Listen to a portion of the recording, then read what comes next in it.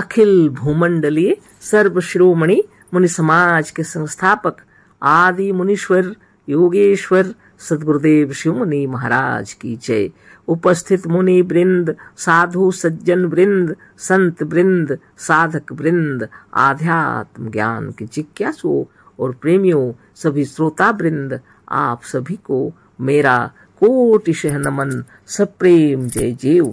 तो आध्यात्मिक चर्चा चल रही है और हम लोग सद्गुरुदेव शिव मुनि महाराज रचित ग्रंथ यजुर्वेद सूक्ष्म के अंतर्गत अध्याय 5 पर चर्चा कर रहे हैं। शीर्षक दिए हैं सद्गुरुदेव शिव मुनि महाराज यजुर्वेद में जीवात्मा की महिमा। और इसी पर हम लोग यजुर्वेद अध्याय 16 मंत्र 1 जो सद्गुरुदेव लिखे हैं उसको पढ़ रहे थे और अन्वय और शब्दार्थ भी दिया हुआ है इसमें, पर उस मंत्र को फिर से पढ़ देते हैं। नमस्ते रुद्र मन्यव उत्तोता ईशवे नमः बाहुभ्यामुत ते नमः, है ना। और इसके अब अन्वय भी किए हैं। हे रुद्र ते मन्यवे उत्तो ते ईशवे नमः उत्त ते बाहुभ्याम नमः, है ना। और शब्दार्थ तो हम लोग पढ़ ही चुके थे, अभी इसका भावार्थ पढ़ते हैं। हे रुद्र, तुम्हारे क्रोध के लिए और तुम्हारे वाणों के लिए नमस्कार है और तुम्हारे दोनों बाहुओं या बाहुओं के लिए भी नमस्कार है। ब्रैकेट में गुरुदेव दिए हैं जिनके द्वारा बाण चलाए जाते हैं। ये सब तो पढ़ चुके थे लेकिन याद दिलाने के लिए पढ़ रहे हैं। मतलब यह कि इसमें रुद्र देवता का वर्णन है। वेद में देवता से मतलब बड़े लोगों से, विद्वान लोगों से या प्राकृतिक वस्तुओं, सूर्य चंद्रमा आदि से या प्राकृतिक तत्वों, जल वायु अग्नि आदि से है।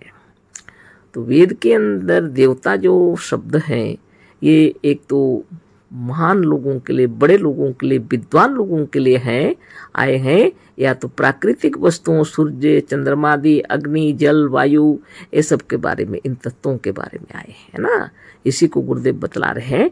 जैसा कि इसी यजुर्वेद के अध्याय 14 और मंत्र 20 में कहा गया है, अग्निर देवता वातो देवता सूर्यो देवता चंद्रमा देवता वसवो देवता रुद्रा देवता। यजुर्वेद अध्याय 14 मंत्र 20 इसी पर बातें हो रही थी। अग्नि देवता है, वायु देवता है, सूर्य देवता है, चंद्रमा देवता है, और ब्रैकेट में दिए हैं योगी और ज्ञानी लोग, है ना। तो इसमें लिखा है ना देवता और मनुष्य आत्मा। तो मनुष्य आत्मा कौन? योगी और ज्ञानी लोग, है ना, या जीवात्मा जिसको कहा गया है, ये है देवता। फिर से पढ़ देते हैं। अग्नि देवता है, वायु देवता है, सूर्य देवता है ना। तो अग्नि देवता, वातो देवता, सूर्यो देवता, चंद्रमा देवता, वसवो देवता, रुद्र देवता। यजुर्वेद अध्याय 14 मंत्र 20 का अर्थ हुआ अग्नि देवता है, वायु देवता है, सूर्य देवता है, चंद्रमा देवता है, योगी और ज्ञानी लोग ब्रैकेट में दिए हैं, यानी देवता है, और मनुष्य आत्मा या जीवात्मा देवता है। योगी और ज्ञानी लोग देवता है और मनुष्य आत्मा बोलिए या जीवात्मा, है ना, ये है देवता। रुद्र देवता कौन है, इसी पर अभी चर्चा होगी। रुधिर जो लिखे हैं गुरुदेव, रुधिर अश्रु विमोचने, आंसू बहाकर रोने के अर्थ में आता है रुधिर शब्द। रुधिर देवता कौन है, गुरुदेव क्वेश्चन विराम दिए हैं और समझा रहे हैं।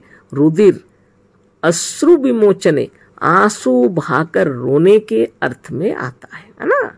इसी रुधिर धातु से रुद्र शब्द बना है, इसी रुधिर धातु से रुद्र शब्द बना है। अतः रुद्र का अर्थ है जो रोता है और रुलाता है, यह मनुष्य आत्मा ही है। गुरुदेव बोल रहे हैं इसी रुधिर धातु से रुद्र शब्द बना है। अतः रुद्र का अर्थ हो गया जो रोता है और रुलाता है। यह कौन है? यह मनुष्य आत्मा ही है, क्योंकि जब यह शरीर धारण करके जन्म लेता है तो स्वयं रोता है, और जब शरीर को त्याग करता है, शरीर का त्याग करता है, तो अपने सगे संबंधियों को रुलाता है। जब अपने शत्रुओं से मार खाता है तो खुद रोता है, और जब क्रोध में आकर अपने शत्रुओं को मारता है तो उनको रुलाता है। रुद्र वह है जो दुख में रोता है और दूसरों को दुख देकर रुलाता है, जो दुष्टों से दुख पाकर रोता है और फिर उन पर क्रोध करके उन्हें वाणों से मारकर दुष्टों को रुलाता है। अब सोचना यह है कि ऐसा कौन हो सकता है, क्वेश्चन विराम दिए हैं। ऐसा भगवान हो सकते हैं या नहीं, यह भी क्वेश्चन विराम। आप सोचिए, किसी के भगवान ऐसे नहीं है जो स्वयं रोते हों या क्रोध युक्त होकर दूसरों को रुलाते हों, स्वयं दुख में रोते हों और दूसरे को दुख देकर रुलाते हों। जो ईश्वर को निराकार मानते हैं उनके भगवान तो रुद्र हो ही नहीं सकते। जो ईश्वर को निराकार मानते हैं वो उनके भगवान रुद्र हो ही नहीं सकते, क्योंकि यह तो रुलाते भी हैं, रोते भी हैं, बाण भी चला रहे हैं, है ना। देखिए आगे लिखते हैं गुरुदेव, है ना। तो बहुत सुंदर बात।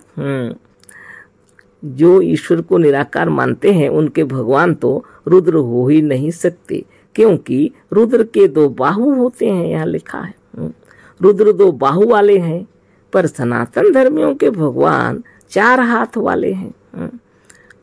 जो निराकार है उसका तो हाथ है ही नहीं, और यहाँ 2 बाहु लिखे हुए हैं, इसलिए यह कैसे हो सकता है, निराकार ईश्वर तो होगा नहीं। और सनातन धर्मी जो भगवान के 4 हाथ मानते हैं, 2 हाथ लिखा है, गुरुदेव कह रहे हैं ना।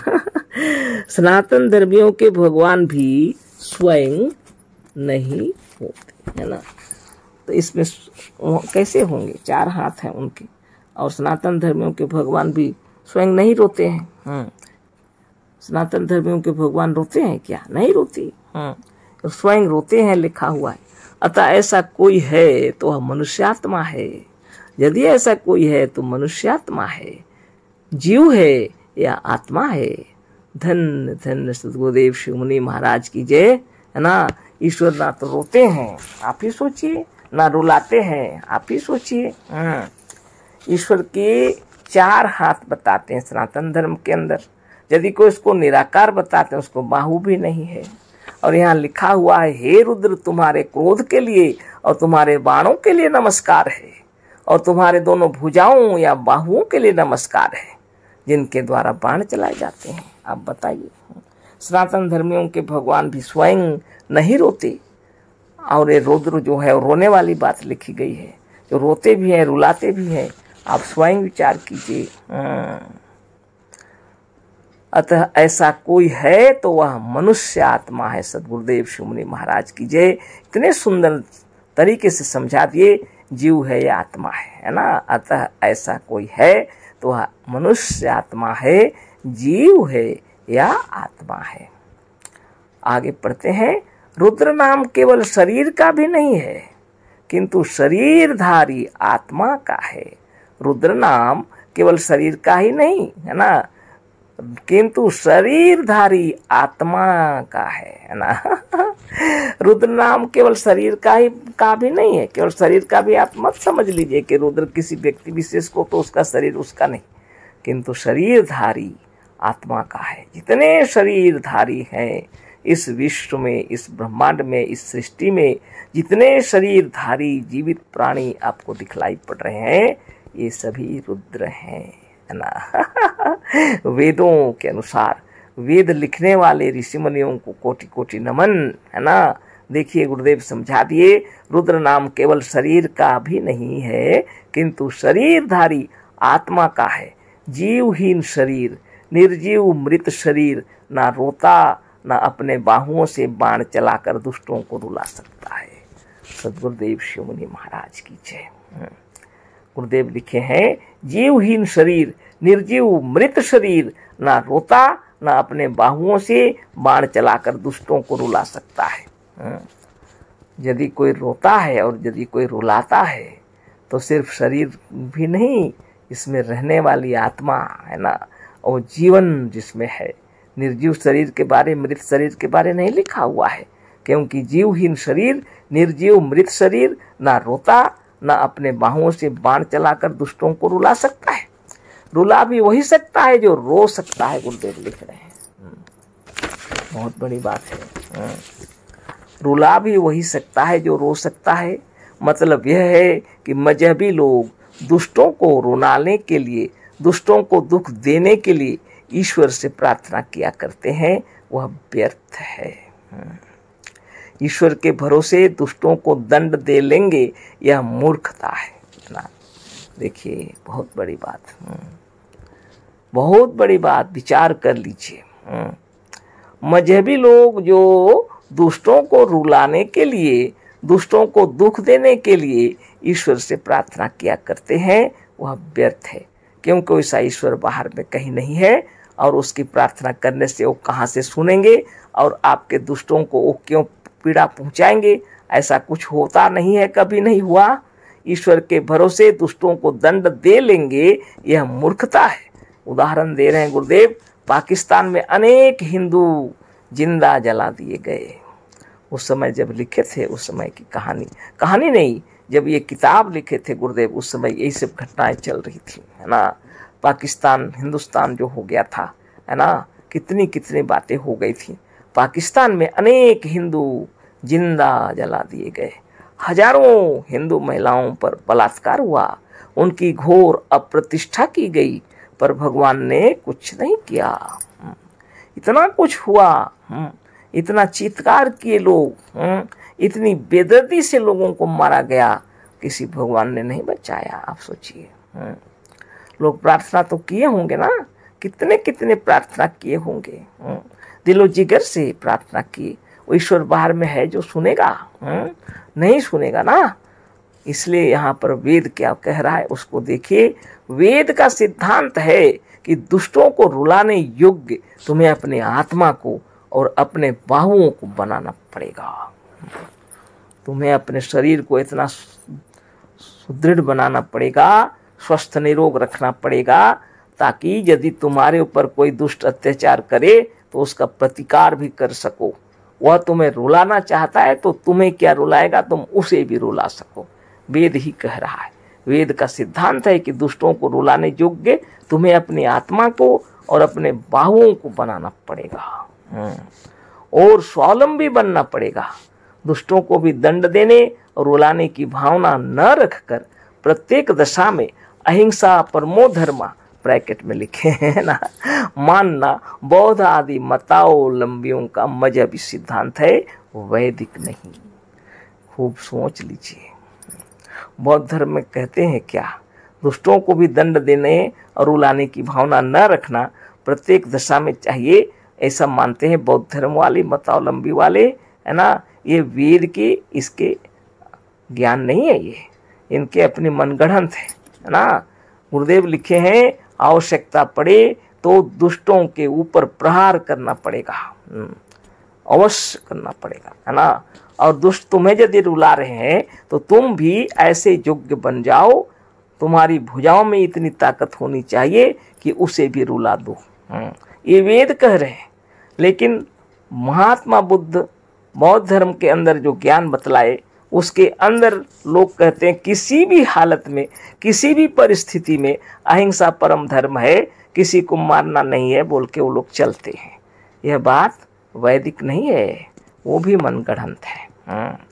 वेद तो कह रहा है आवश्यकता पड़े तो दुष्टों का संहार करना चाहिए, है ना।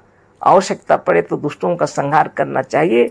इसके लिए महाभारत की रचना की है, रामायण की रचना हुई है, लोगों को समझाने के लिए किया गया है ना। तो इस तरह से आप भी विचार कर लीजिए, महात्मा बुद्ध की बातों में जो सच्चाई है उनको मानिए, लेकिन जो आपके कार्य में नहीं आते उनको क्यों मानेंगे आप?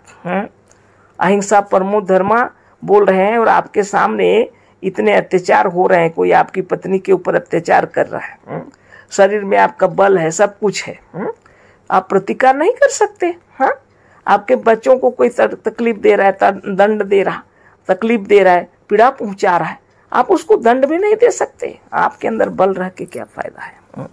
इतना ज्ञान प्रकांड विद्वान होते हुए भी यदि आप किसी के विचारों को बदल नहीं सकते, है ना, तो अभी बहुत साधन करना पड़ेगा, है ना। इसलिए गुरुदेव की कृपा बनी रहे, है ना। वेदों के मंत्रों को पढ़ते हुए जीवन में विचार करना पड़ेगा। हाँ, इतना जरूर जानिए, जहाँ सुई काम आवी तहाँ का करी तलवारी, है ना। आवश्यकता अगर नहीं है युद्ध करने की तो हम लोग युद्ध भी नहीं करेंगे। यदि आवश्यकता पड़े तब पीछे भी नहीं रहना चाहिए, है ना। गुरुदेव की कृपा बनी रहे। योगी जन आप सबको कोटि कोटि नमन, है ना। इसमें वेद के मंत्रों की बात लिखी गई है, आगे फिर चर्चा होगी। अशेष धन्यवाद, कोटिशः नमन, सप्रेम जय जीव। सद्गुरुदेव शिव मुनि महाराज की जय।